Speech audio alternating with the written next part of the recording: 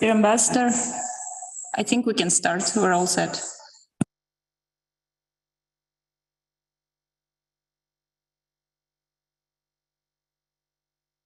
You're muted. So good afternoon, everybody. Good to see you all online after this, half summer break. Welcome to this meeting of the Parliamentary Assembly under the call for action heading, dealing with the role of the OSCE in addressing the war in Ukraine and its consequences. We'll start with a few introductory remarks from President Sederfeld and Secretary General Montella, after which we will have an interesting panel, which I hope will launch the following discussion. So President Sederfeld, dear Margareta, you have the floor. Thank you very much, Ambassador Sanier. Dear colleagues, dear participants, ladies and gentlemen, it's my true pleasure to see you all again today on the web after the annual session in Birmingham. I would like to start to express my sincere thank you for the trust shown in my candidacy as candidate for re-election as President of our Assembly. Thank you so much for the trust that was showing in me when I was re-elected. And I will just promise you that I will continue to focus on today's most important issue, peace in Ukraine, based on its international agreed territory, and of course, on our duties expressed in the Helsinki Final Act, as well as the Paris Charter. And another important issue is the development of the Parliamentary Assembly, as we started to discuss quite a lot at Birmingham. Let me also express my thanks to Ambassador Sanier and his team for putting together today's event, which has always been a great opportunity for us, for all of us, to discuss on the situation in Ukraine.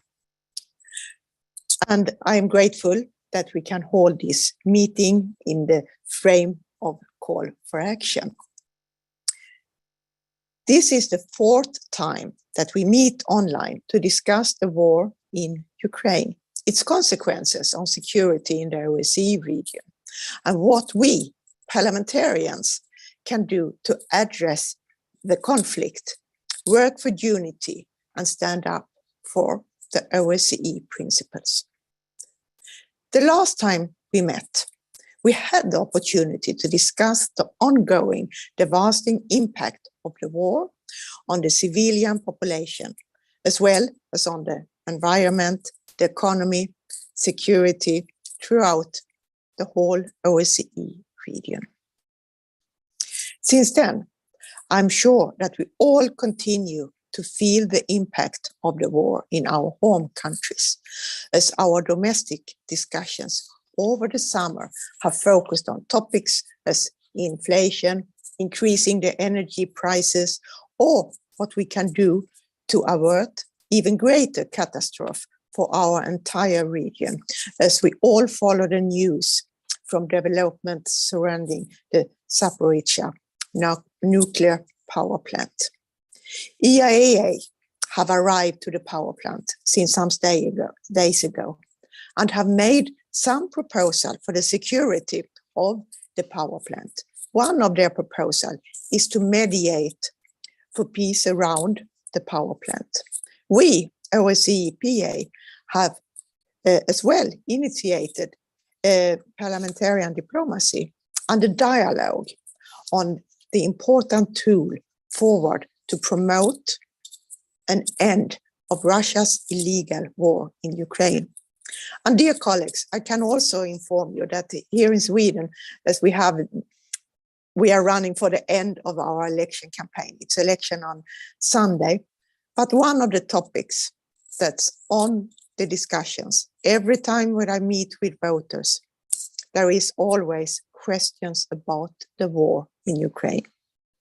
And I support it's the same in your country. Our people, our voters, they are frightened for the situation. They want to have an end. They feel that also the Ukrainian people, they deserve an end of the war.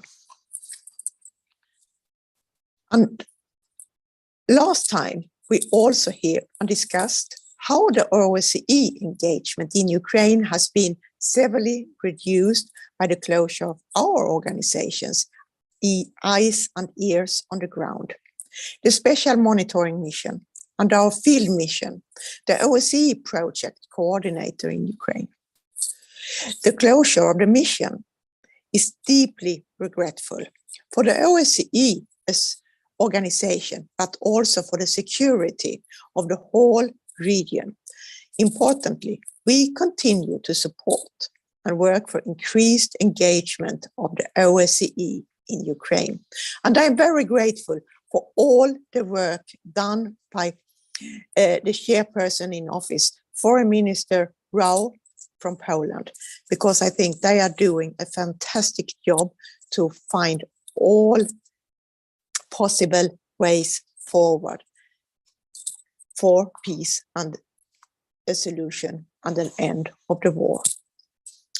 Our discussions in Birmingham as well as our declaration and decisions have strongly underlined our strong joint commitment in the Birmingham Declaration to the Parliamentary Assembly, condemned the Russian Federation in the strongest possible terms for the war in Ukraine, and Belarus as a facilitator for the aggression. But we do also establish a way forward that the OSCE PA should assist in bringing the Russian war in Ukraine to an end, facilitate dialogue efforts aimed at ending the conflict, and to actively consider further actions in response to the violation of the Helsinki Principles. We parliamentarians in the OSCE PA continue to play an important role to support an end to the war in Ukraine, in line with international commitments and Ukraine's territorial integrity. In the months to come, we will most probably experience the consequences of the war in our domestic political situation even more closely. As we are approaching the winter with increasing prices for energy and the highest inflation rates for more than 25 years in Europe, our commitments are put to the test. In this most worrying situation, we need to abide by our principles and continue to support Ukraine. We, members of the OSCE Parliamentary Assembly, have an important duty in this perspective: to stand firm, to continue to support an end of the war in Ukraine when the effects on the region as a whole continues to grow. And I'm sure these aspects will be raised today during today's discussion. I would also like to mention that we, outside of Ukraine, we should be very grateful to the Ukrainian people, because they are the ones who suffer most. They are the ones who are defending their country, but also defending the principles of our free societies. And this is something we always should remember. Let me here mention that since we met in Birmingham, have I appointed our German colleague, Dr. Daniela de Ridder, a special representative on Eastern Europe. Her focus will be Ukraine, Belarus, Moldova, all countries in the eastern part of Europe. Her work she will work also together with our colleagues, Vice President Reinhold Lopatka, as I have appointed a special representative for parliamentarian dialogue in Ukraine, and the head of the OSCE delegation of the United Kingdom, Mr. John Whittingdale. and he serves as special rapporteur on the war crimes in Ukraine. I am grateful that the head of the Ukrainian delegation, our dear colleagues Nikita Potorayev, attend today's meeting and will give us an update on the situation in Ukraine and also some recommendations on what we can do to continue to support Ukraine and its people for peace, security, respect of national integrity. Together, as an assembly, we made a clear statement that OSCE PA stands ready to facilitate dialogue to support an end to the Russian war in Ukraine in accordance with Ukraine's internationally agreed territory with the support of our valued representatives. We put this word into action. And I'm also therefore very pleased that the head of the US delegation, Congressman Steve Cohen, as I have appointed on Special Representative on Political Prisoner, will attend today and give his views, because I see this as a very important part of the war and also on the end of the war. I would say that we as parliamentarians, our work doesn't end here in the assembly. Our focus should also be our work back home in our national parliament, in our constituency, in dialogue with those who have elected us, but also to put pressure on our government to do whatever we can to support Ukrainian people and Ukraine's right to its territorium. I hope that our discussions today with our panelists can help us to further reaffirm what role the OSCE and the Parliamentary Assembly can play in addressing the war and its consequences. I look forward to our colleagues' presentation and also for the open debate, where I hope there will be a lot of questions raised and a fruitful dialogue. Thank you very much and mostly welcome. Thank you very much, Madam President. Now the floor, Secretary General Montella. Roberto, you have the floor.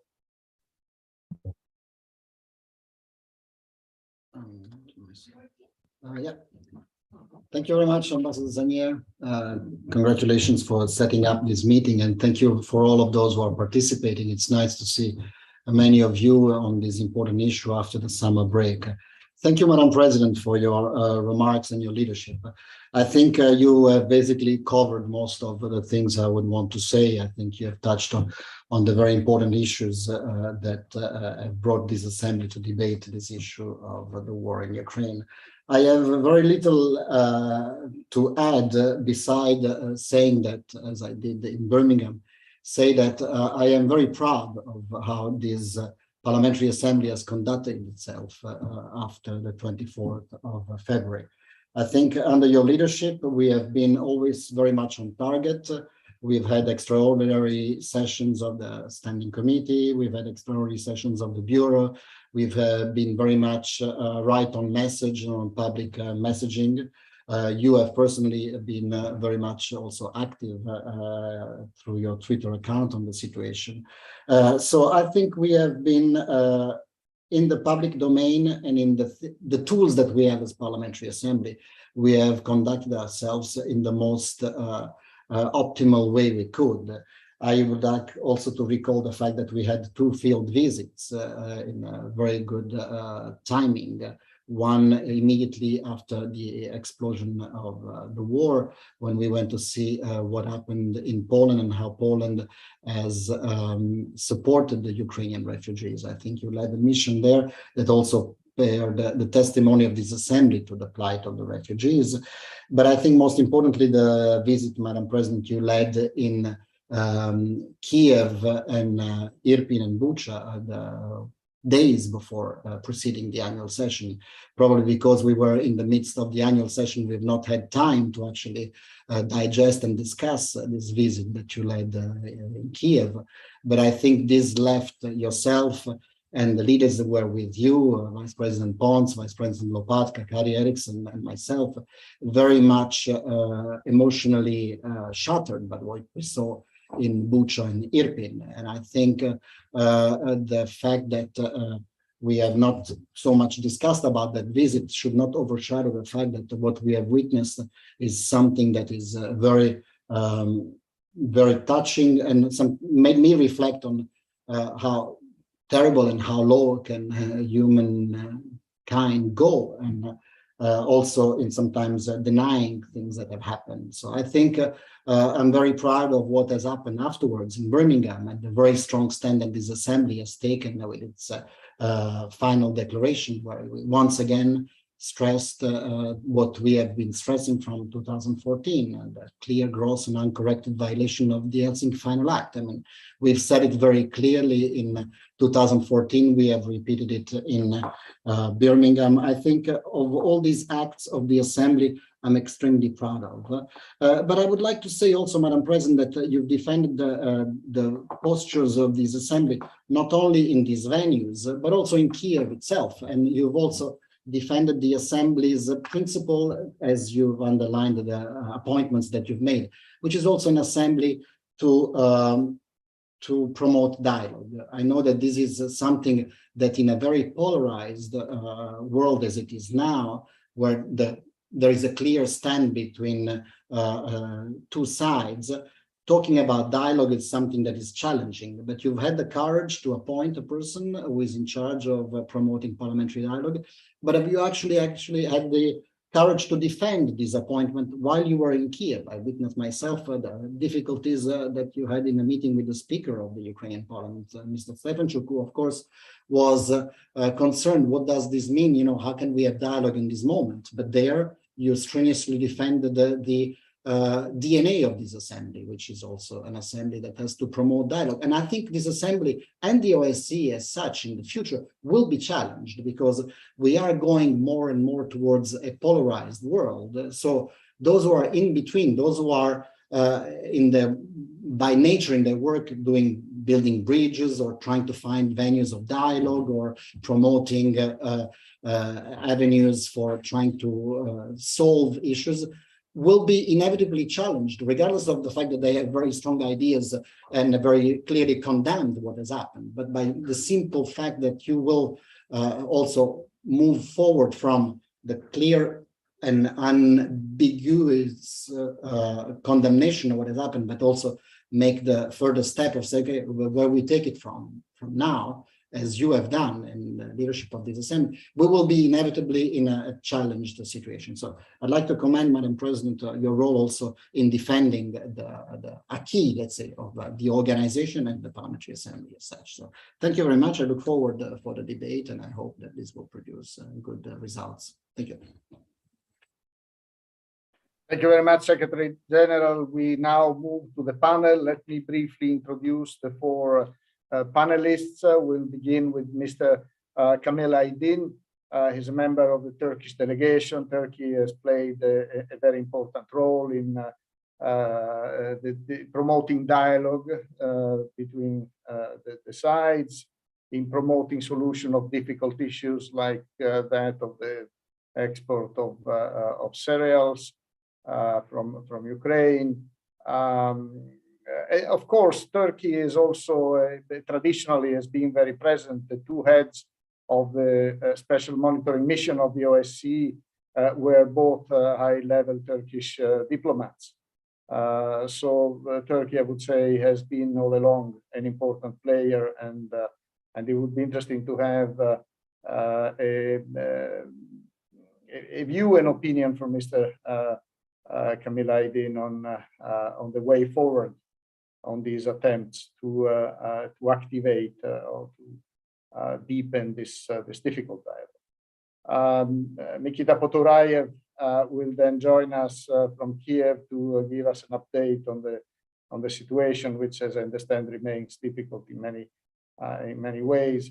And then two new special representatives, Daniela De Ridder, Special Representative of Eastern Europe. They were introduced already by President Sederfeld.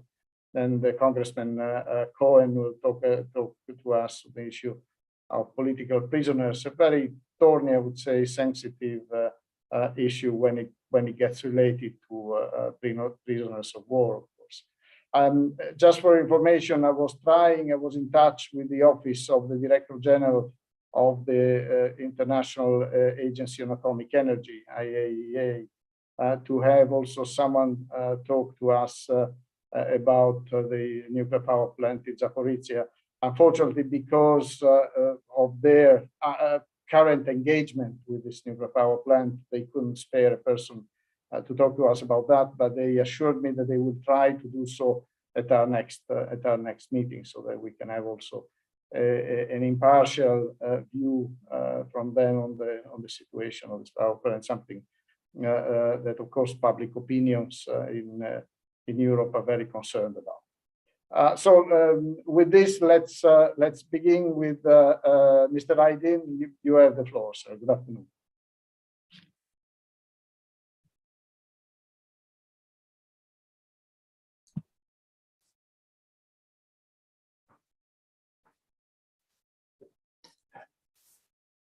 Good afternoon to everybody. Can you hear me? Yes, very well. We can hear you very well. Thank you. Yes. Thank you, Ambassador Zanir, for giving me the floor, first of all. And I would like to take this opportunity again to recongratulate Madam President and her team for their re-elected post. And I would like to say welcome to everybody else. And now, dear colleagues and esteemed participants, I am honored to be a panelist at such an important meeting. I would like to thank you all for your attending this meeting, which emphasizes today's most challenging situation in Europe. As we know, from the beginning of Russia's attack on Ukraine, Turkey is making efforts to resolve the situation through diplomatic channels by establishing a ceasefire and restarting the negotiation process. Since the beginning of the war, we have been working on 3 tracks. First, providing political, economic, and technical assistance to Ukraine.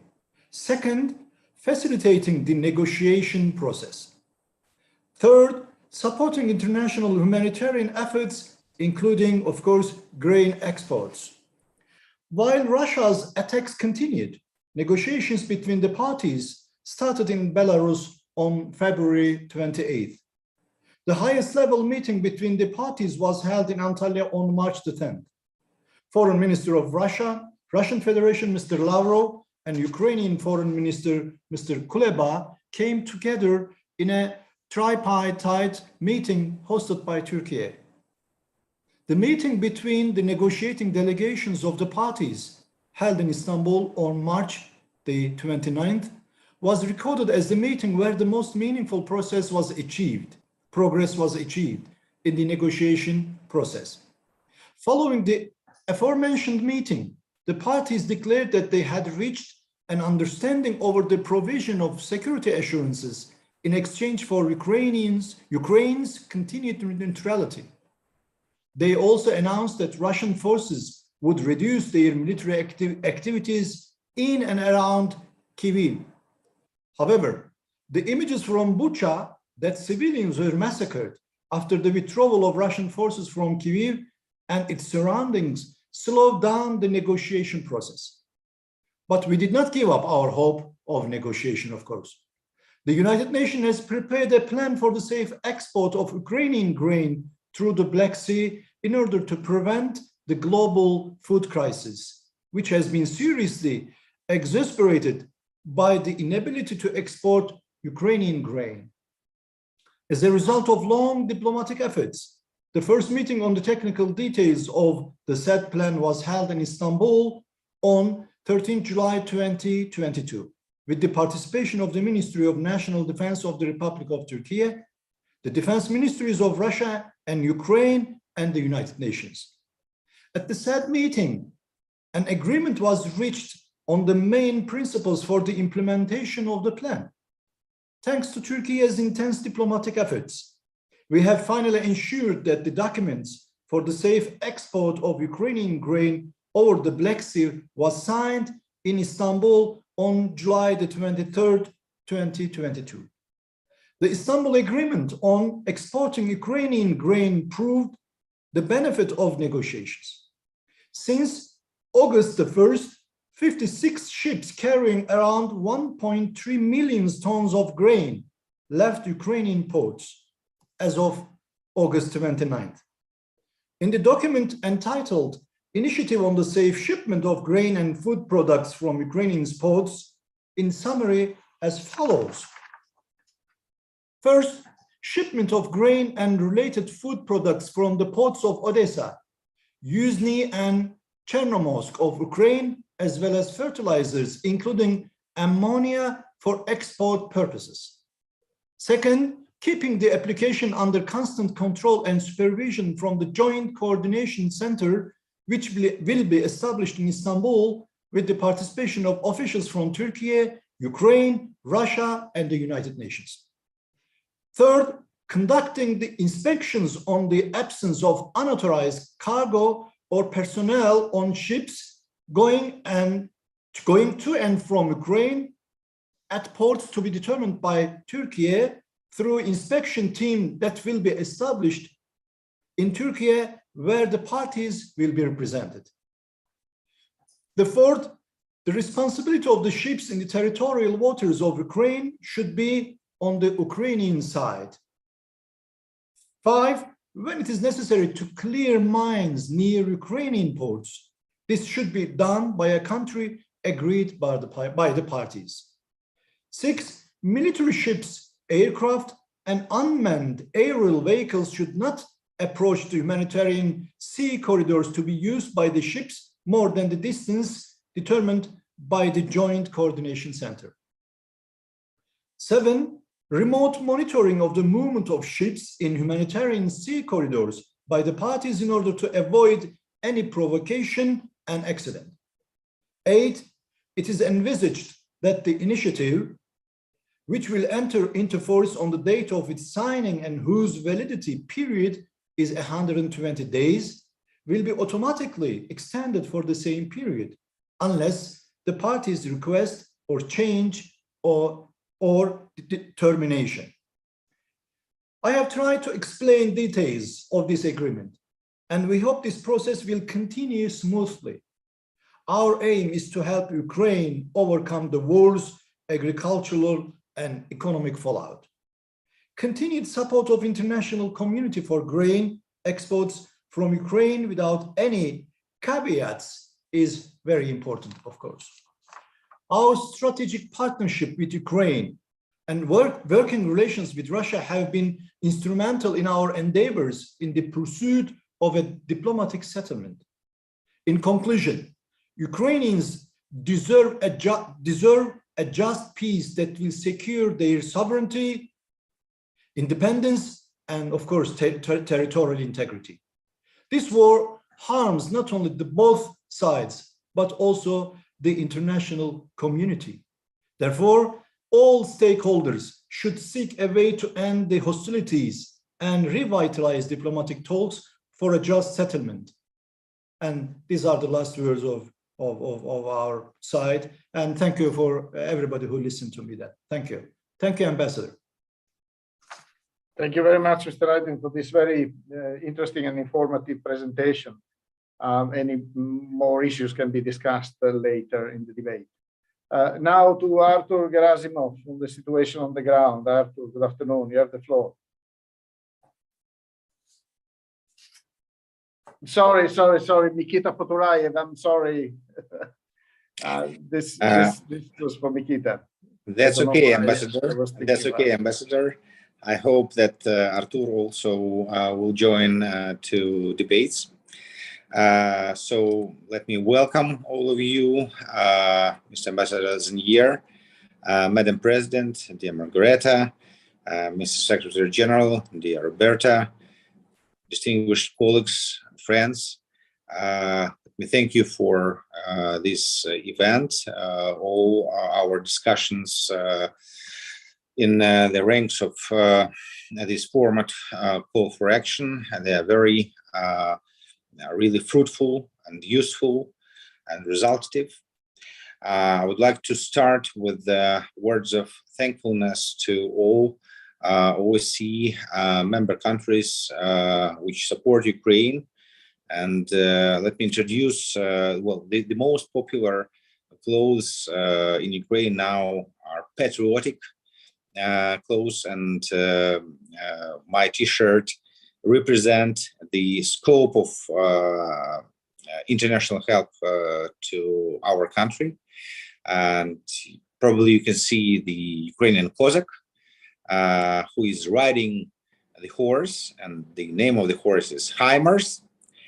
And on his right hand, there is a falcon sitting on his right hand, and the name of the falcon is Bayraktar.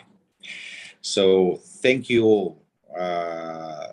all, dear friends and colleagues, for military help, because as we already have discussed with you in Great Britain and earlier and later, every piece of military help is not for attacking Russian occupants, but of course for attacking Russian occupants, but to protect Ukrainian children, to protect Ukrainian people, to protect Ukrainian villages, towns, and cities. And more military help Ukraine gets, less victims we have, less refugees we have all around Europe. If talking about current situation, I can't go deeply inside plans of our highest military command, or of course, I think you will understand me. I can't go deeply into what is happening on the south of Ukraine or on the north around Kharkiv and then Kharkiv region. But what I can tell you that Ukrainian land is burning under the feet of Russian occupants. And believe us, our land will burn under their feet till we liberate all our territories, till we liberate all our land. What can we think about role of parliamentarians? Yes, we are not governments, but we are governance in our countries. We are part of a system of governance in our countries. And that's why, in my opinion, is very important for all politicians all around civilized democratic world now to tell to your citizens, to tell to your voters without any hesitations, to tell the truth. And the truth is that Third World War is declared. Third World War is declared by Russian Federation against whole democratic civilized world. And please do not hesitate in telling your voters that inflation is a Russian weapon against democratic societies and states. That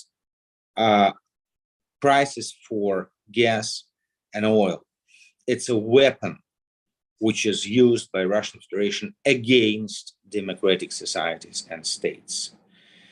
That military efforts that civilized democratic states have to strengthen now and to spend more money for defense system is not because of Ukraine. No, it's because the Third World War, what is again declared to the democratic civilized world by Russian Federation. I think, and I stress, that it is very, very important to deliver truth about the situation, to your citizens. Because I think, I'm sorry, maybe I'm wrong, but from time to time, I think that you still are trying to avoid somehow the real reasons of economical and social situation in your countries. But the answer is very understandable, clear, and simple. It's a third world war, what was declared against all of our countries, not against only Ukraine, against all of our countries by Russian Federation. And I think that we all, as politicians, well, it's not of course, it's not about Ukrainian situation. Here we understand everything. But as for European countries, as for other member states of OSCE, I think that it is necessary and it is possible to explain to your citizens that all economical difficulties that they are going to face this winter, it's not because somewhere in the East, Ukraine, for some reasons, is trying to protect itself against Russian occupation and aggression. No, it's because Russian Federation started this war, unconventional, hybrid war against whole democratic world, against every democratic country on this planet, not only on European continent. As for closest possible difficulties and consequences that we all can face. Yes, the winter is coming, and this winter will be difficult for all countries. And I have to tell you that, unfortunately, military help for Ukraine is not on the level that could give us an opportunity to defeat, being frankly, to defeat Russians by coming new year. So it means that it is more than possible that Europe is going to face another wave of refugees from Ukraine this winter. Why and from where?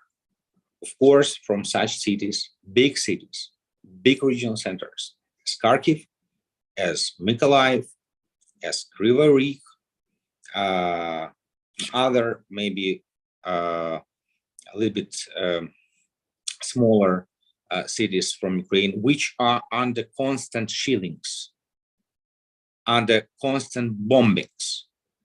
And that's why we have to understand that now, while it is warm, while it is still warm, beginning of warm autumn, it is possible to live in these cities. But when the winter comes, it will be much harder, and we think that maybe a reasonable number of people from these cities will go to Europe for shelter. We have to understand it. We also have to understand that situation around Zaporizhzhia nuclear power station, it's not situation of frightening or blackmailing democratic civilized countries. No, this is what I already turned your attention. It's the same as I told you about peaceful people in Mariupol and other cities, towns, and villages of Donetsk and Luhansk regions. Russians killed them not because they, well, as you understand, they killed them not because they wanted to protect them. they killed them not because they wanted to protect Russian culture or Russian language. No, they killed them because these people were living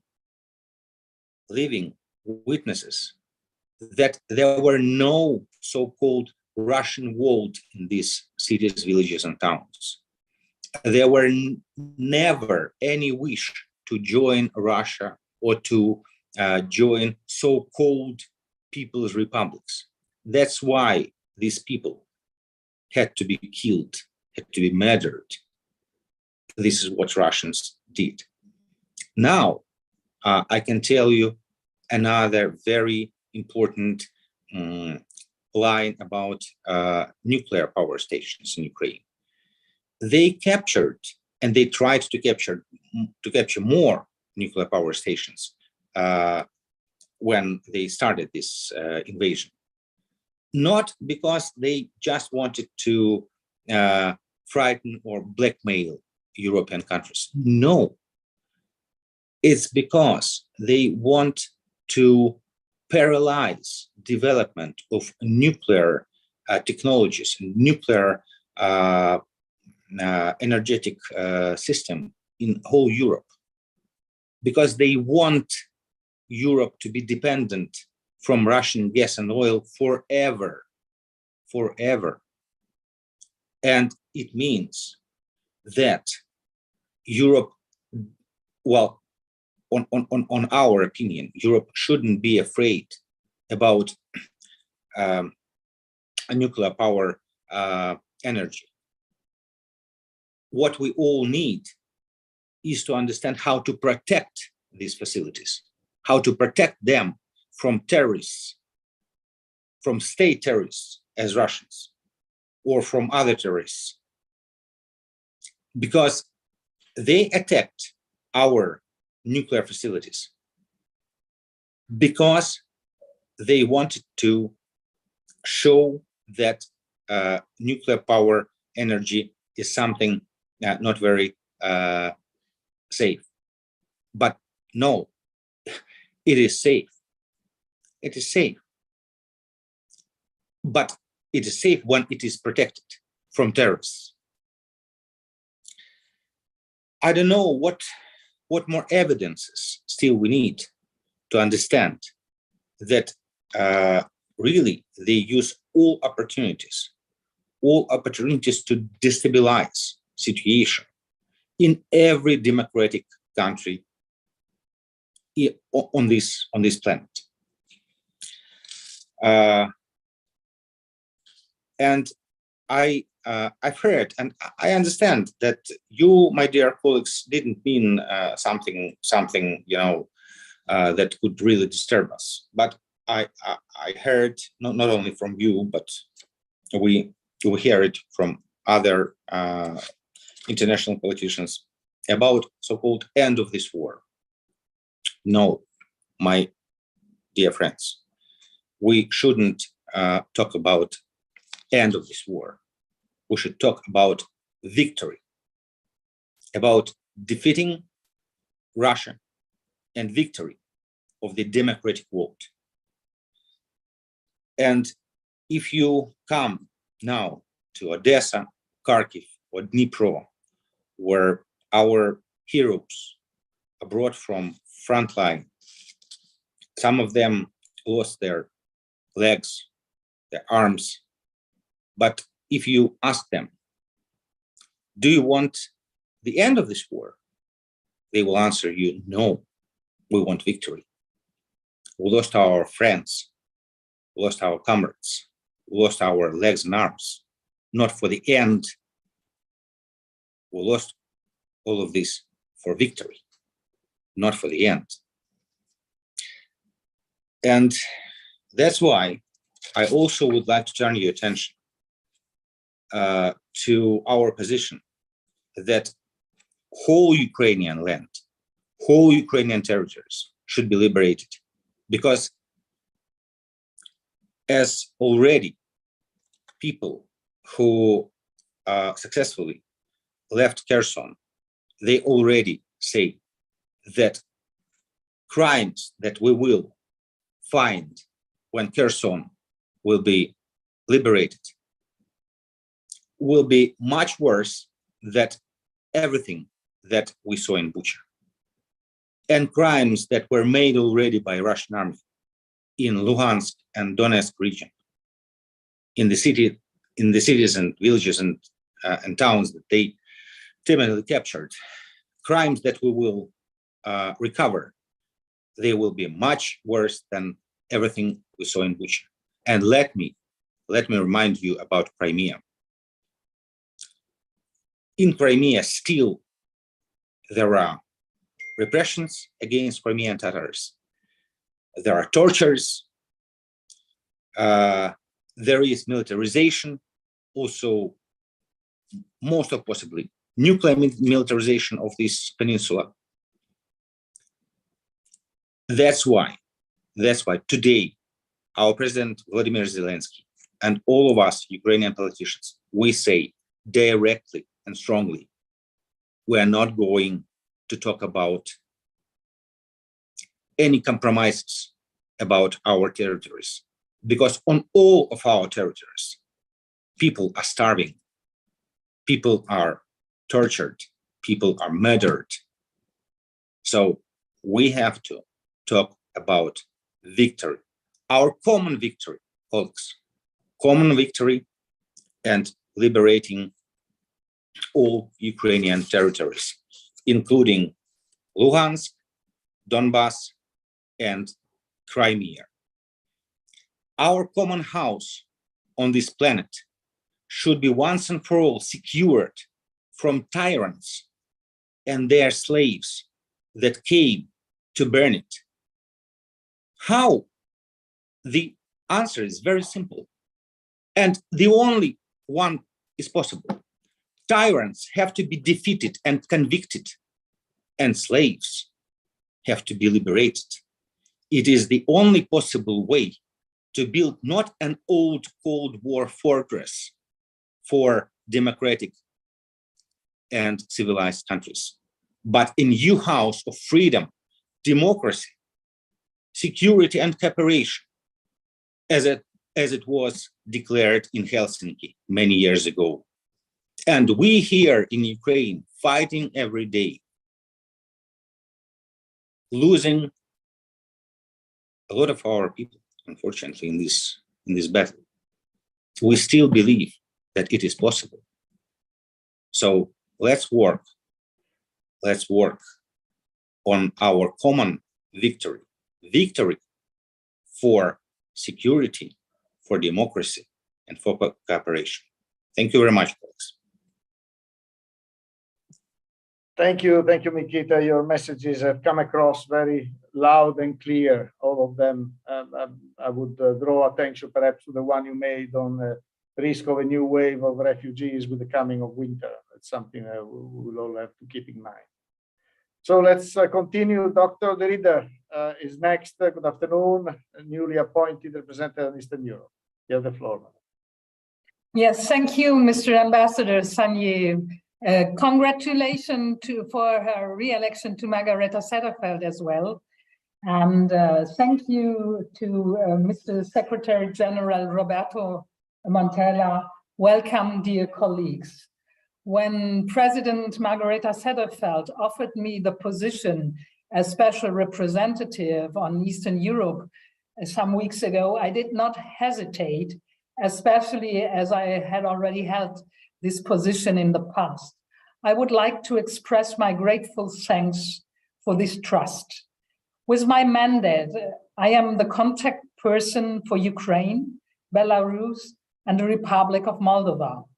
The war against Ukraine, and we just heard it from our dear colleague of Ukraine, in breach of the international law by Russia, has also resulted in huge challenges for the work of the OSCE Parliamentary Assembly, our values and our principles, most of all, the responsibility to protect. After the wars in the Balkans, members of my generation could not conceive of having to face the terrible reality of war in Europe once more. It is an illegal attack on the foundation of peaceful order in Europe and the Charter of Paris, of which Russia is also a co-signatory. Let's keep this in mind.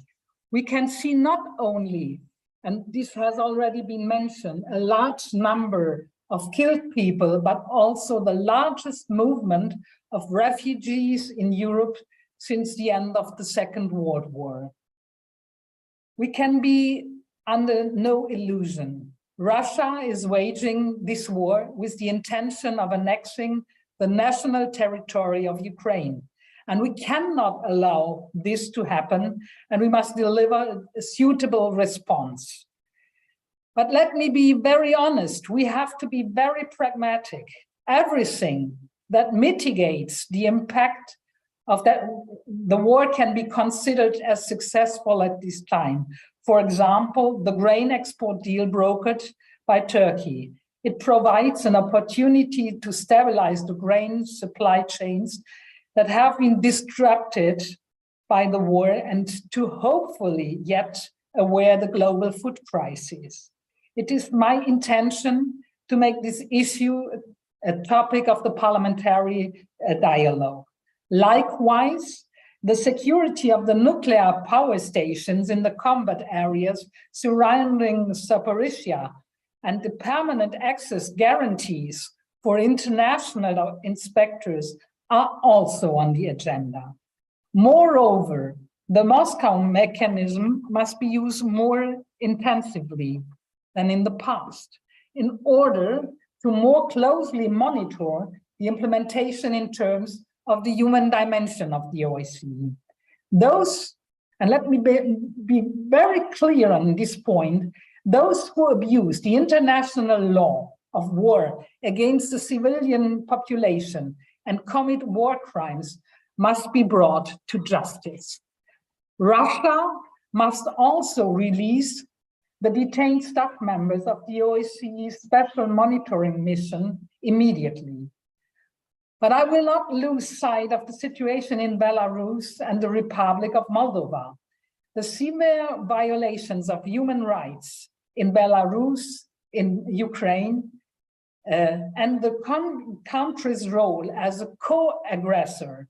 Let me be very severe on this point, and the war against Ukraine must be documented. Large segments of the Belarusian democracy movement and the political opposition are in prison. The policy towards refugees, which violates human rights, is also being continued. The intention of the state authorities in Belarus is to destabilize the neighboring EU states through illegal migration.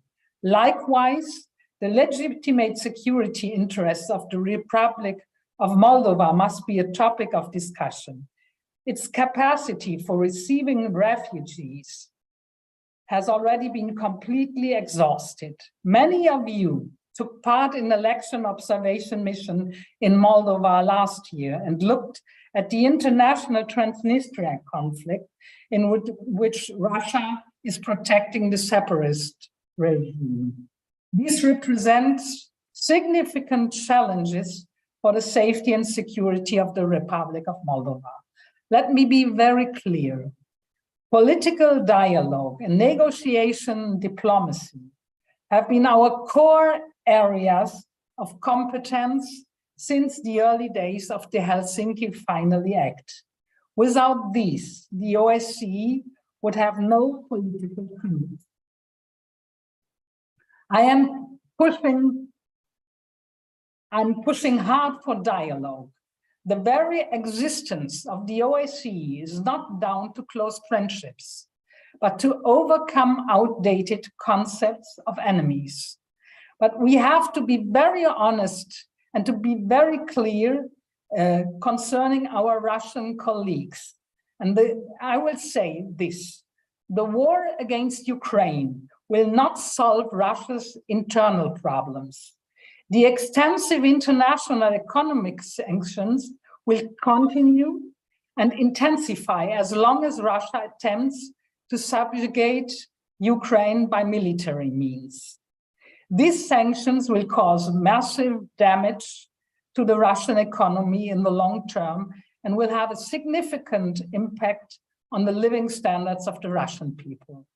As you can see, in the light of war in Europe, the responsibility of special representatives are more important than ever.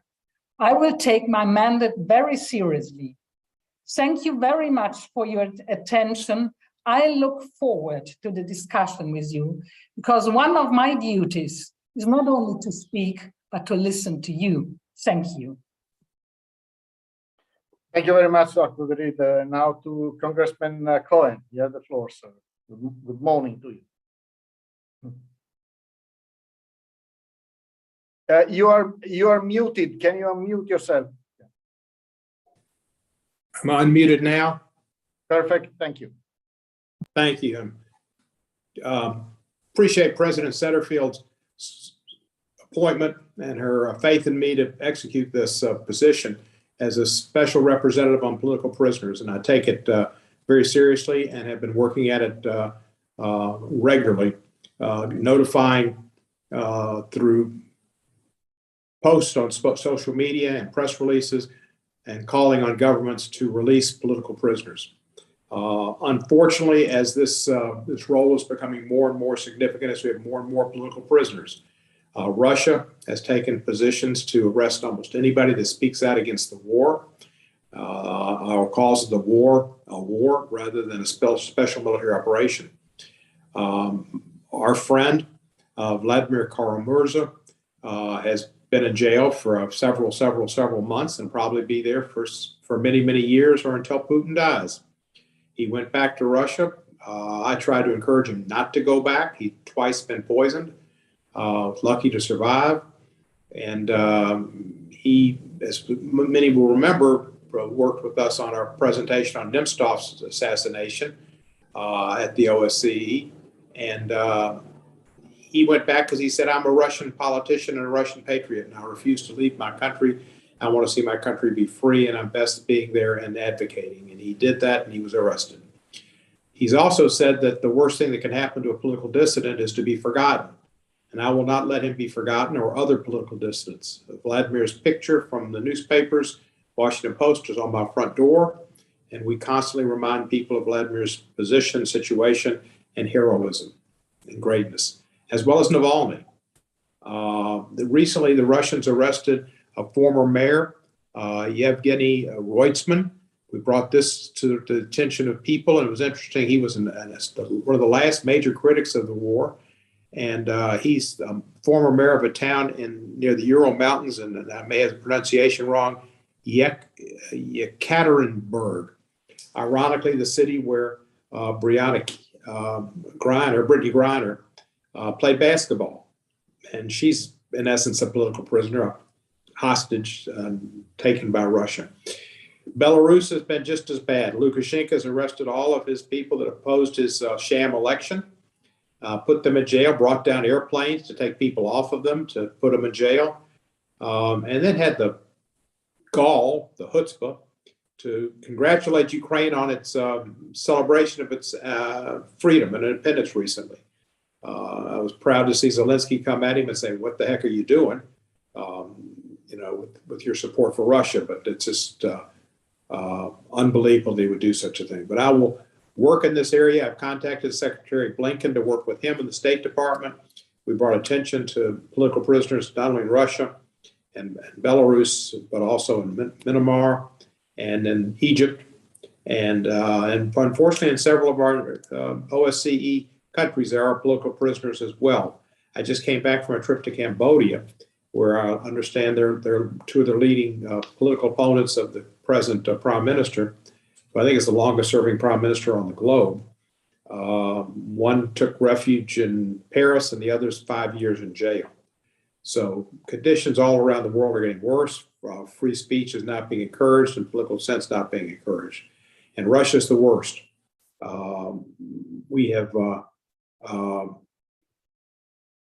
We've heard about what Russia's done. We all know what Russia's doing, and it's horrific every day to see what the Ukrainians are subject to. Uplifting to see their courage and their resoluteness, but discouraged to see the death, the physical disabilities, and the destruction of cities. And what Putin's trying to do is a genocide. It is a genocide attempt of the Ukrainian people. It is a taking Ukraine back, as Peter the Great did at some point in the past, and he thinks he's a connection there too. And before you know it, he'll be in the Baltics if he can. And Estonia, Lithuania, Latvia, all at risk. And Putin has no regard for their territorial integrity or for the Helsinki Accords, of which he's violated each and every one of them. So I appreciate the opportunity to represent political prisoners. It was Vladimir who came to me at one point and asked me if I would accept this position if it was offered.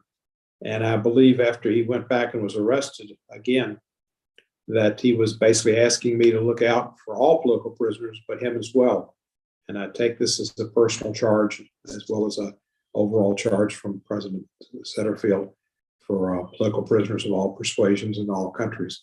So the OSCE participating states will join me in ensuring those imprisoned for political activism are never forgotten and denouncing political imprisonment across the OSCE. And I encourage everybody to raise the issues of these political prisoners in their media, their social commentary, and in parliamentary action, so that maybe, as Robert Kennedy said in South Africa, tiny ripples of hope coming that you might think don't make a big difference, but tiny ripples can come down from the mightiest, smallest streams and come together and form a mighty stream that can wipe out the mightiest walls of oppression. He said this in Cape Town in the 60s. And I'm going to try to do what I can. And I yield back the balance of my time. And thank you again. Thanks to you, Congressman Cohen, for drawing attention to an issue that should feature prominently on the agenda of the OSCE and of the Parliamentary Assembly. Thank you, sir. So with this, we conclude the discussion. I see there is a list of speakers already. The first is Ms. Evgenia Kravchuk from Ukraine. Evgenia, you have the floor. Dear colleagues, thank you. I'm honored to open this debate. I'm speaking to you from Kiev.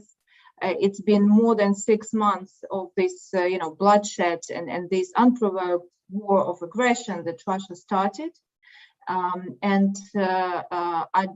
want to thank for your support for our army and God that I'm able to address you from Kiev and not being somewhere in exile. Anyway, I wanted to concentrate in my speech on the topic that I'm responsible in Ukraine about cultural heritage.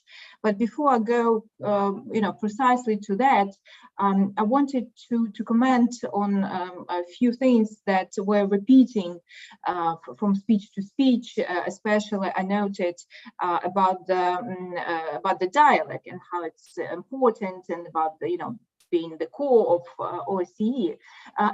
We can repeat it for 10 or 15 times more, but it doesn't change the reality.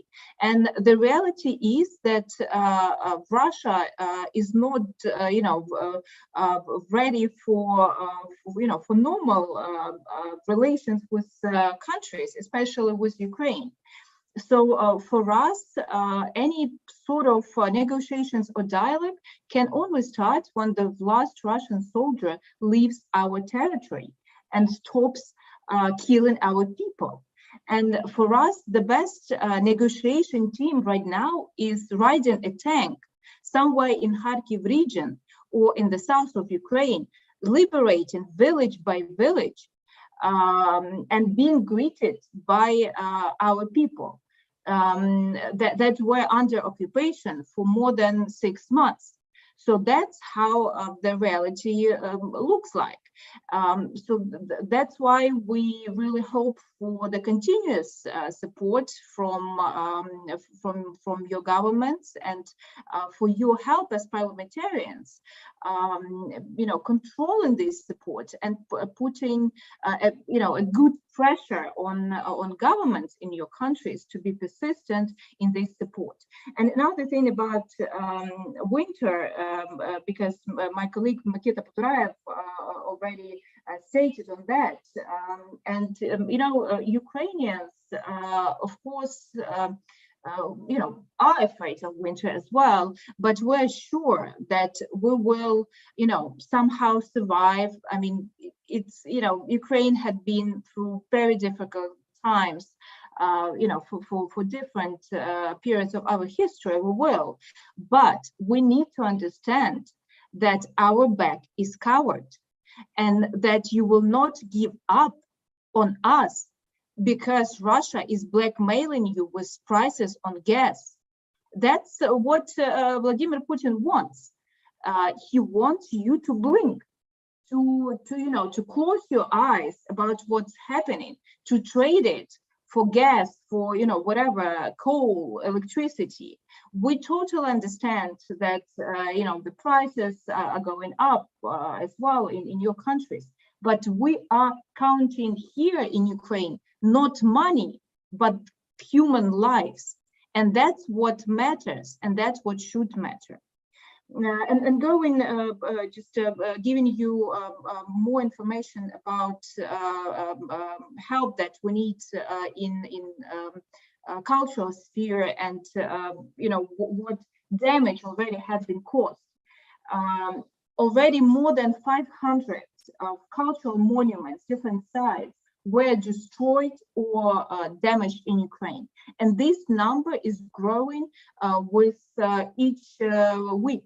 Because since the full-scale invasion in February 24th, Russia had fired 3,500 missiles on Ukrainian territory.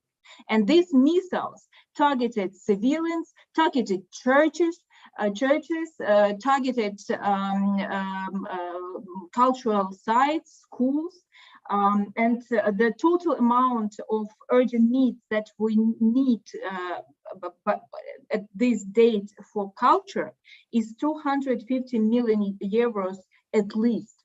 So, having this opportunity, I would like to ask your assistance on negotiation with the governments of your countries to have programs of assistance, free media in Ukraine because they don't have the advertisement market at all, to assist cultural projects. We already started some with Creative Europe program and others, but that is not enough. And Russians want to erase our cultural identity. When they occupy territories, they throw away Ukrainian books from the libraries. They forbid to study Ukrainian language in schools, and they can't even find enough of teachers to teach in these schools because people do not want to work with occupants.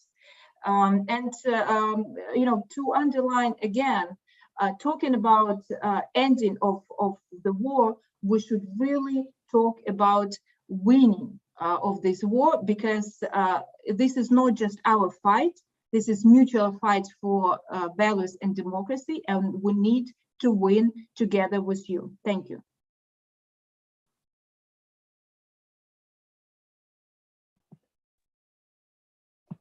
Thank you very much. The next speaker is Pavlo Frolov from Ukraine as well. Pavlo, your floor. Thank you very much, Madam President, Ambassador Zanier. Dear colleagues, 2 months have passed since we last met. During this time, the terrorist state Russia has not disappeared from the world map.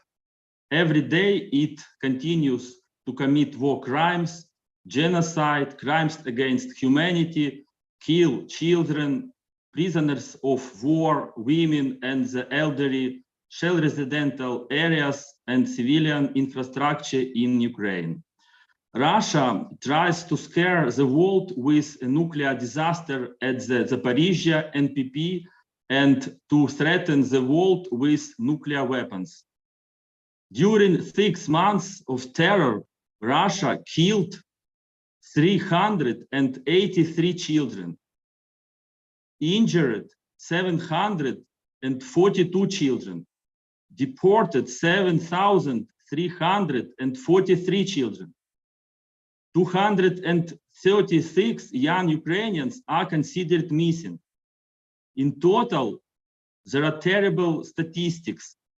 Almost 9,000 children's broken destinies. Behind these dry numbers lies the unbearable pain and incredible suffering of innocent children, their parents and loved ones.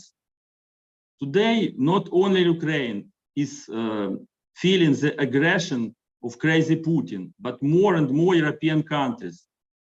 He hits Ukrainians with missiles and tanks, and he hits Europeans with energy blackmail, inflation, and propaganda. The Kremlin dictator deliberately wants to destroy the well-being and stability of every European family. As my Ukrainian colleague said, he wants to bring the crisis, rising prices, and expensive bills to the door of every European home. He dreams that Europeans live as badly as Russians. You know, Ukraine continues to stand in the way of these aggressive plans. The payment for this is not in euros and dollars, but in Ukrainian heroes lost on the battlefield, someone's sons, fathers, daughters, and mothers. Europe and the whole world will be safe only when Ukraine wins on its territory and does not allow Putin to bring even more problems to EU citizens. We thank the Assembly and OSCE countries for their support. A strong and well-armed Ukraine is the best investment in the long-term security of Europe, the well-being and stability of every European family. It is equally important to maintain and strengthen the sanctions pressure on Russia. The price of sanctions is minimal for civilized countries compared to the possibility of living a normal life in safety and being sure of the future. While stopping the flow of gas supplies to Europe, the Kremlin is now activating its spies and agents of political influence to pressure the governments and parliaments of Europe and the world to make concessions. But any concession to an aggressor country, any cooperation with the current terrorist regime of Russia is a ticking time bomb for future generation, for your and our children and grandchildren. It is becoming clear that under the influence of military losses, sanctions, and visa restriction, Russian elites will not be able to continue to ignore the questions of their population about the losses from the war. This will force Russian diplomats to actively seek ways to return to peace. The conditions for this peace and the lifting of international sanctions against Russia should be not only bring the political leadership of the aggressor country to international responsibility and compensation Ukraine for all the damage caused, but also changing the status and role of Russia in the world order. But it should be remembered that long-term lasting peace and stability in Europe is impossible with the presence of the Russian Empire in its current form with a nuclear button. In Birmingham, I invited everyone to consider the nuclear disarmament of Russia as a possible cure for its imperial disease. A few days ago, Ben Hodges, ex-commander of the US Army in Europe, stated the seriousness of the scenario of de-imperialization and the collapse of Russia.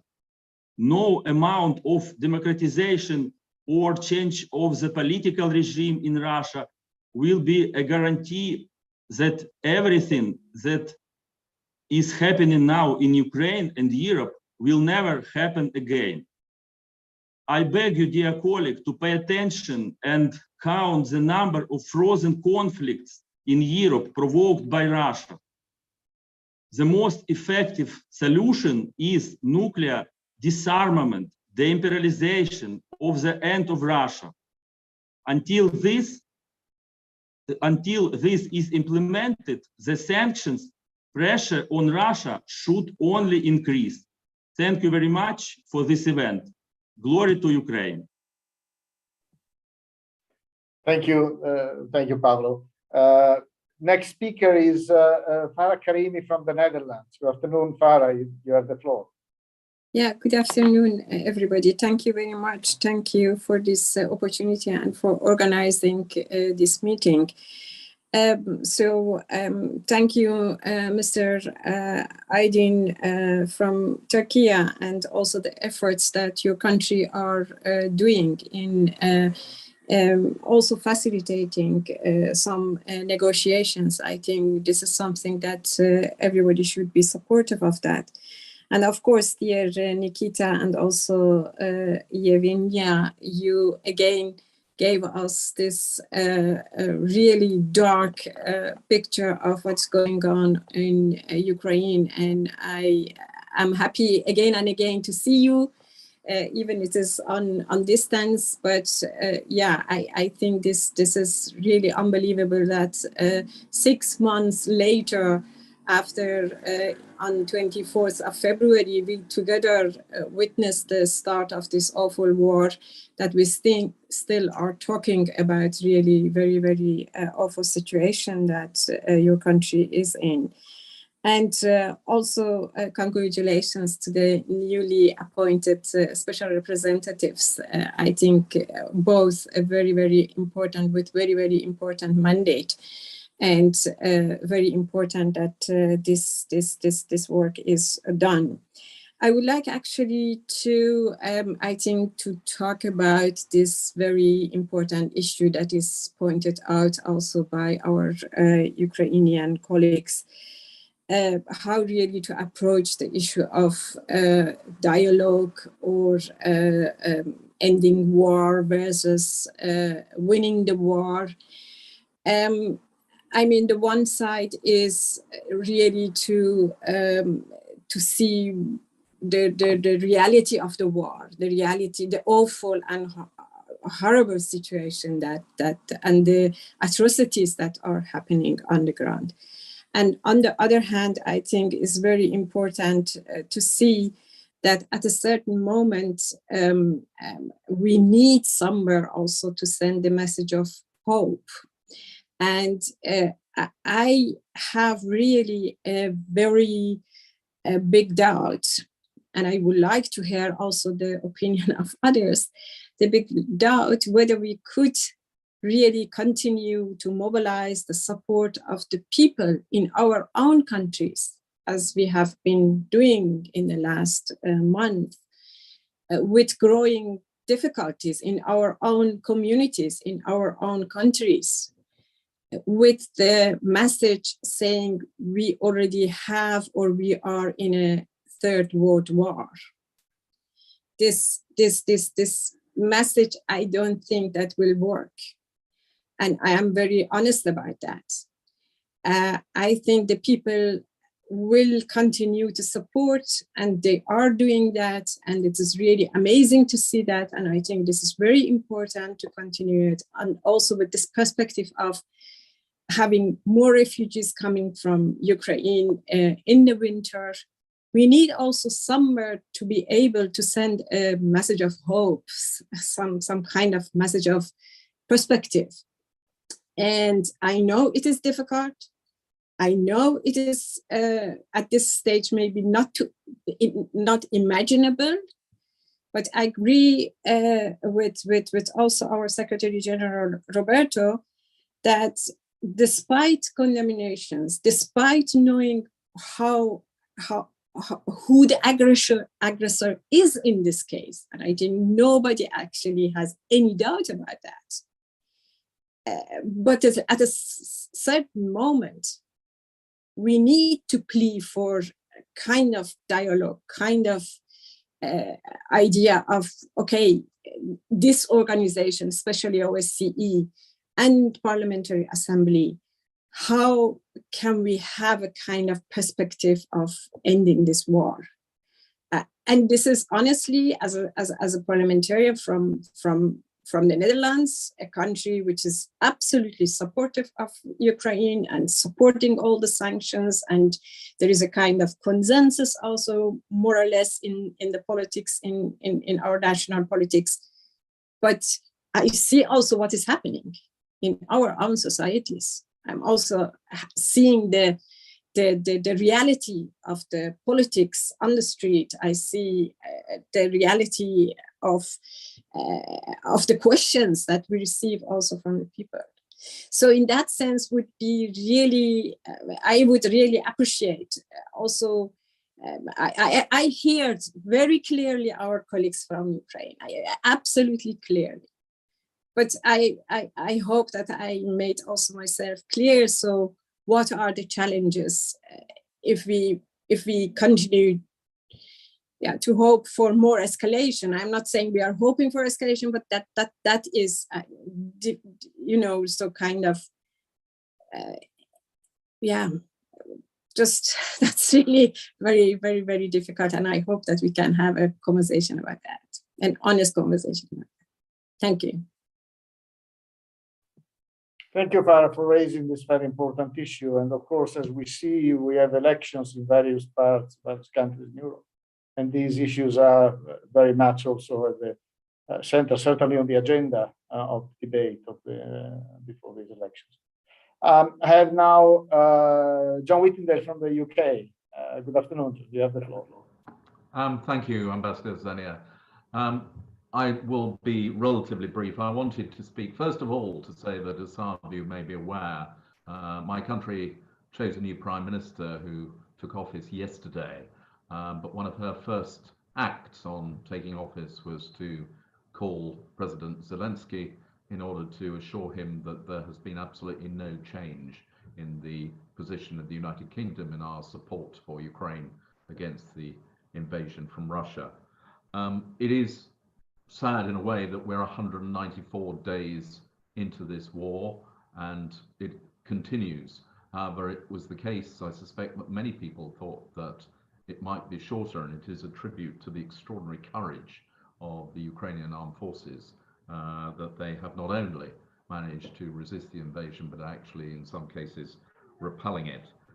We are continuing to give military support to the tune of now £2.3 billion in terms of equipment, and that will continue. But there have been worrying developments. It was helpful to hear the report about this position at Zaporizhia, but obviously that is of immense concern, and I entirely echo the wish to see demilitarization of the power plant, as has been called for by Ukraine. I would like to congratulate, perhaps through our colleague, Mr. Aydin, the government of Turkey, on successfully achieving the reopening of the port of Odessa, and the fact that we have so far managed to see 2 million tons of grain exported. That was one international consequence which was of great concern, but as has been referred to, the weaponization by Russia of the gas supply is another aspect that is going to cause huge economic problems for the entire international community, which will become more severe as we head in towards the winter. But we are determined that despite attempts at blackmail through cutting off of the gas supply, we will not make concessions to Putin, and our position remains unchanged.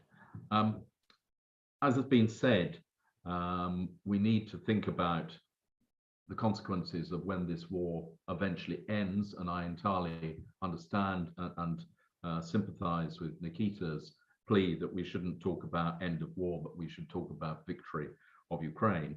But we will reach a point where, firstly, where the fighting stops, and I very much hope that it will be a victory that Ukraine has achieved, and we will be able to restore the position which existed pre-2014, not just pre-February the 24th, but pre-2014 in terms of the territorial integrity of Ukraine. But at that point, there's going to be a massive task for rebuilding of the country, and that is something which my government is going to work with others, but will need to be a huge international effort to rebuild Ukraine and make it viable again. But the other issue which I just wanted to touch on was I was honored to be asked by Madam President to take on the role of Special Rapporteur on war crimes. That too is something which is extremely important that we address when the time comes. It may be hard to do so until a Ukrainian victory is achieved. Previous prosecutions of war criminals have usually only taken place once a defeat of those of the country responsible has taken place. But the important thing now is that we should collect the evidence which can one day be used. Unfortunately, that evidence seems to be accumulating on an almost daily basis. We're very familiar with the plight of the thousands of victims who were resident in Mariupol and killed there, of the people slaughtered in Bucha, and we've seen the most horrific video in the last few months of torture, of sexual violence, all of which we need to list to keep the evidence in support, with the idea that eventually those people who are responsible will be brought to justice. I will be attending a conference next week, actually taking place in London, organized by the Embassy of Ukraine, at which the Ukrainian ministers will be present, international lawyers, but also Karim Khan, who is the chief prosecutor of the International Criminal Court, and therefore is going to have the task of bringing prosecutions in due course. And so obviously I will be reporting back to the Parliamentary Assembly in my capacity as rapporteur once that discussion has taken place, and I will be having further discussions. And whilst I hope that we can achieve an end of war, a victory for Ukraine, and successful prosecutions in due course, the important thing is, even though it's not possible at this time, we should be mindful of the need to be constantly accumulating evidence that can be used once that position is achieved. Thank you. Thank you, Mr. Whittingdale. On the issue of war crimes, perhaps you could join one of our next meetings as a panelist. If you feel comfortable with that, just give us a sign and we'll be happy to give you some space for you to start sharing your concerns, your findings, and your recommendations with fellow parliamentarians. I'd be happy to do so. Thank you. I see that Nikita Podurayev would like to chip in again. Nikita, you have the floor. Thank you, Ambassador. Dear colleagues, let me again stress on the fact that we in Ukraine, we're not against dialogue, but I ask you, please imagine the dialogue in Netherlands, for example, in 1944. Please imagine the dialogue between some, I don't know, Netherlands local municipals about fate of Anna Frank. What dialogue can you imagine? Please don't kill our Jews. Please don't send them into concentration camps, death camps. What dialogues are we talking about at all? The thing that I call you is to explain, yes, because we are democratic countries with elections, with voters. Please explain to your voters that your countries are in war in war. It's simple. You know, it doesn't matter in Ukraine for now, because we are sure in all parties in your country's support of Ukraine. And I am sure that if during your elections, you will tell to your voters that, look, our dear citizens, it's not a problem of our economical mistakes or something. It's a problem of war that we are already in. War that started against us by Russians. And again, colleagues, I'm wondering why now we have to remind ourselves this famous phrase of great British Prime Minister Winston Churchill, who said that it's strange to talk with a lion. It's strange to talk with a lion when your head is inside his mouth. Again, we're not against dialogue, but to have dialogue, at least we have to have another side. So if we're talking about dialogue with Putin's Russia, it means that we're talking about some fantastic dialogue with crocodile. Can you imagine dialogue with crocodile? Have you ever seen crocodile in circus? No, because it's crocodile. It's thinking about how to eat you, not about dialogue. Yes, we have to think about dialogue with some new governance in Russia, but it's not today. Again, colleagues, Ukraine always showed and declared our absolute support of diplomatic efforts, of diplomatic decisions.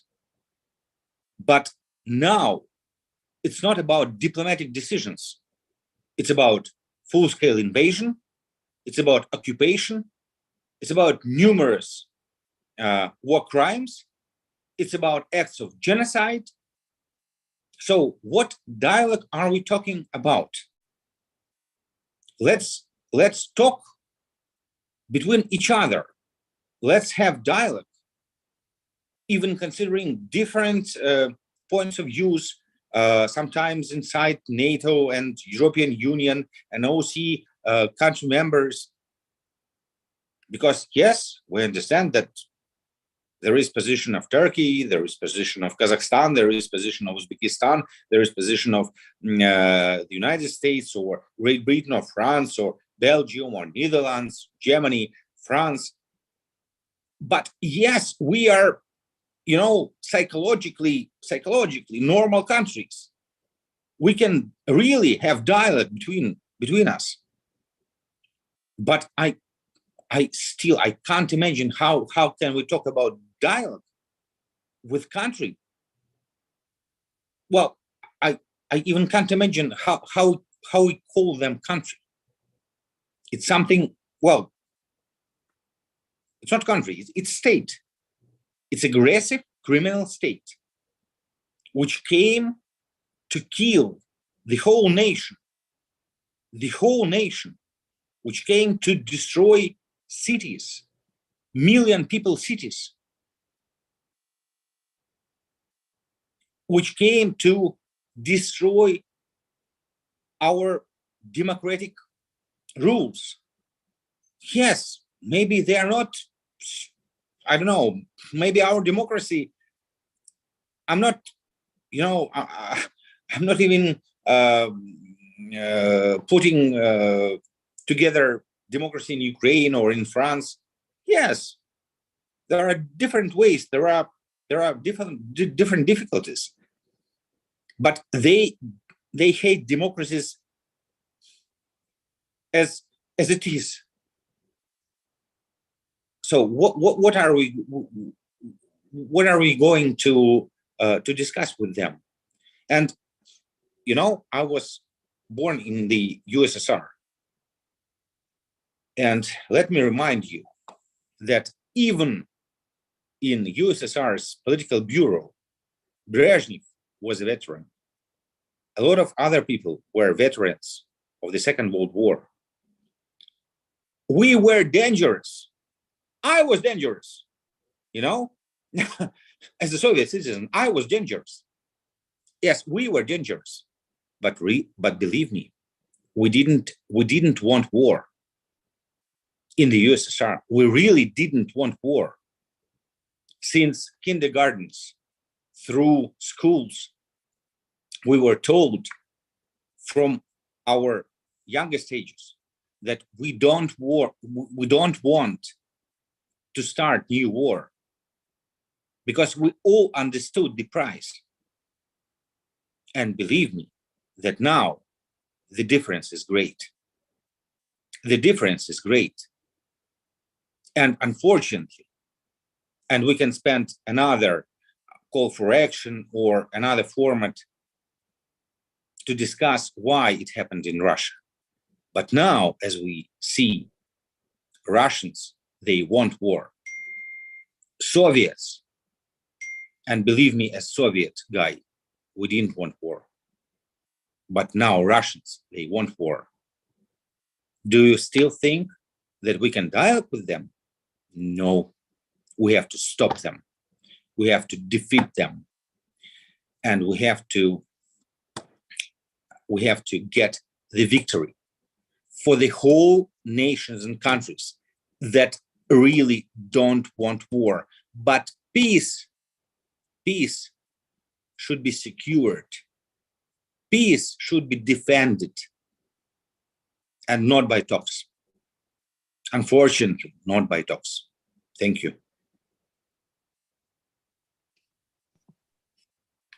Thank you, Mikita.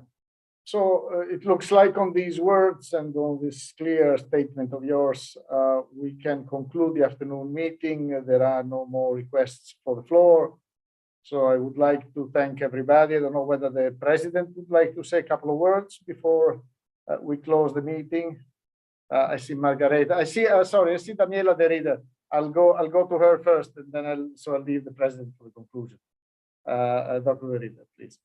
Yeah, let me underline one thing, because I think it's very important that we don't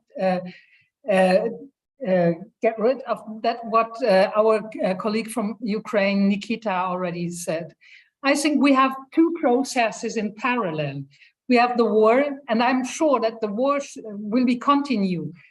I don't know for how long time, but this doesn't mean that we give up to have a dialogue with our colleagues in the OSCE Parliamentarian Assembly. I think that this doesn't mean that we have a consensus with them. Not at all. Let me underline this. I think this is very important. I think the contrary is the case. So it's very important that we have a clear position and that we don't release them from their responsibility that they have for killing, for murdering, and for the war crimes they committed. So I think it's very important that we see that we have two processes who take place in the same time. And we have to underline that we have values in the OSCE Parliamentarian Assembly and that we don't accept an illegal war. And to make this clear also for our Russian colleagues. Thank you, Dr. Derrida. President Senator Margareta. Thank you, Ambassador Sanier. Dear colleagues, I would like to say thank you very much for your participation. Thank you very much for all the contribution to the dialogue, to the discussion. And I would like to say thank you to Mr. Kamil Aydin member of the Turkish delegation. Thank you for your contribution, information about what Turkey do to promote an end of Russia's war against Ukraine. I think this is a very important initiative, and it's also important for us as members of OSCE Parliamentary Assembly to be informed about the Turkish initiative. Thank you. I would also like to say, just as Daniela Derrida said, all of us, our countries, mine, I know also US, I know European Union, I know United Kingdom and several other countries are supporting Ukraine because we see how the Ukrainian people suffer. We see the war as our war as well. We see the need to support Ukraine with military equipment, with military training, with humanitarian aid, and also thinking about the day after the war. And how can we continue to support Ukraine? I see this as very, very important discussion, and I do totally agree with Daniela Derrida that there is two processes. And I agree with Mr. Mikita, and thank you so much, dear colleague, for raising the importance that it's a legal war. And Ukraine should have a victory. Ukraine have the right to its total area. And we shouldn't forget what is going on as with the war crimes, as Mr. Whittingdale said. It needs to be documented. And I do still believe in the need of a discussion, in the need for a parliamentarian diplomacy. I believe that we need to have the discussion with Russia, but we should never, never accept a war in another country inside OSCE or other country. It's totally against what OSCE stands for. Absolutely. And I can tell you that my heart is bleeding when I see pictures from Kharkiv. I have been in Kharkiv several times. I love the city. It's beautiful. The people is nice. To have a small cup of coffee at a cafe and enjoy life and to see what's happened these days. But also, as Secretary General Montella said about our visit in Ukraine, it's important to be there, to have a talk, to have a discussion, to get information, so we can continue to do everything we can to support Ukraine. And we will continue with the call for action meeting. And I'm so grateful that Ambassador Sanier hosts this meeting and also give the possibility for discussion among us as members of our CPA, so we can get update directly from our Ukrainian colleagues, but also different perspective, because we need to hold the discussion up, hold on in our own countries, that our voters, that our citizens continue to support Ukraine and Ukraine's right to its territory. Next, in the coming week, will I be in New York at when the General Assembly opened, and I can promise you that I will do everything I can to continue to support Ukraine there. And I'm grateful that Secretary General Montella also support these activities and support that we as parliamentarians do what we can. So thank you, Secretary General, for all your contribution and everything done from the Secretariat side to promote peace in Ukraine, victory in Ukraine, but also continue the dialogue with Russia, because there is a day after the victory and we need to have the dialogue. Otherwise, there is a huge risk for an isolated Russia. And I don't believe in that. I believe that we have to have the dialogue for a peace, for stability, and for the future. That's important. But I am totally against the war and raise the right for people to its country and to live in peace. And thank you once again, Ambassador Sanier, for today's meeting. Thank you. Thank you, Madam President. Let me just say a couple of final words, and I can't resist the temptation of saying a couple in line with what the President was just saying. A couple of words on the issue of the dialogue, because I was present personally, not when I was Secretary General, much earlier. I was present in the CSE during the Cold War. And the idea of the CSE was to have a space for dialogue between enemies. And of course, that dialogue was very difficult.